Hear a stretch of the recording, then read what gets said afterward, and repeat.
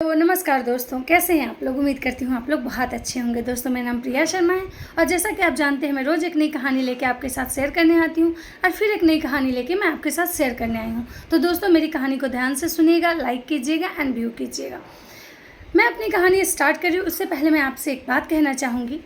मंजिल मिलेगी, देर से ही सही, हारता तो वो है जो कभी घर से निकला ही नहीं।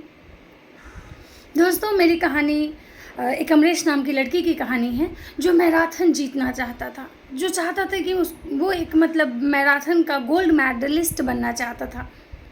बहुत कोशिश किया, बहुत ही ट्राई किया, एक पूरे साल भर कोशिश करता। जब भी मैराथन होता वो जाता और वो हार जाता।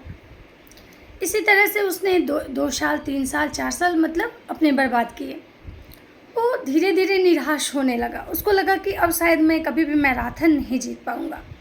लेकिन उसके मन में ख्याल है कि क्यों ना इस बार फाइनल लास्ट टाइम एक बार फिर से कोशिश करते हैं। और वो इस बार खुद से कमिटमेंट किया।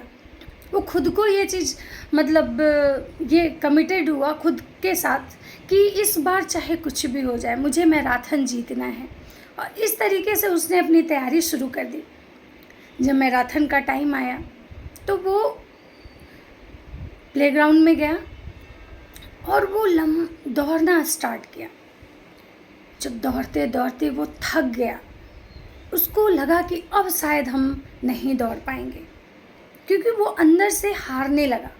उसको थकान से उसको दौड़ा नहीं जा रहा था।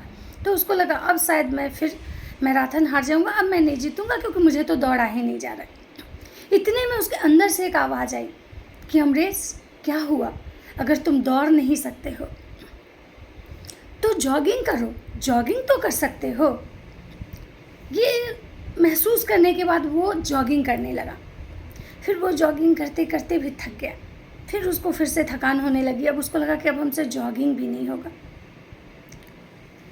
तो फिर उसके अंदर से आवाज़ आई, अमरीश, क्या हुआ? अगर तुम जॉगिंग नहीं कर सकते तो वॉक तो कर सकते हो, तुम तो चल तो सकते हो। फिर वो इस बात को मानते हुए चलने लगा। आगे चलते चलते चलते उसको फिर से थकान होने लगा और अब उसको विश्वास हो गया कि अब तो मैं नहीं जीतूंगा, क्योंकि अब तो मुझसे चला भी नहीं जा रहा है।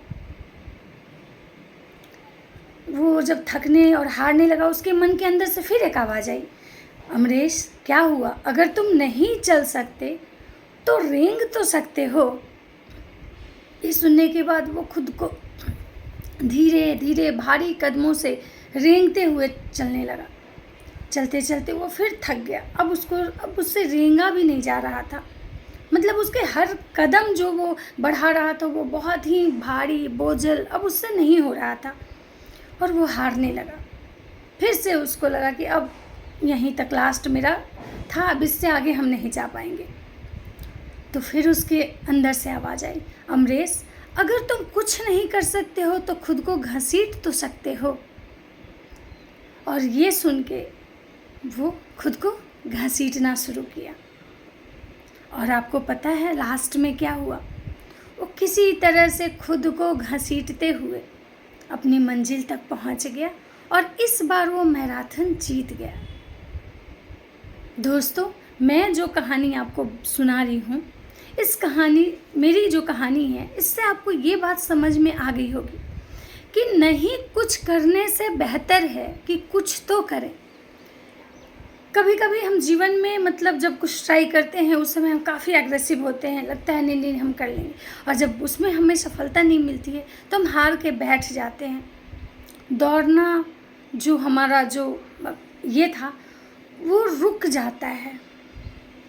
तो वैसा नहीं करना है। अगर हम दौड़ नहीं सकते हैं तो हम चलेंगे, अगर चल नहीं सकते हैं तो हम रेंगेंगे, अगर हम रेंग नहीं सकते हैं तो खुद को घसीटेंगे।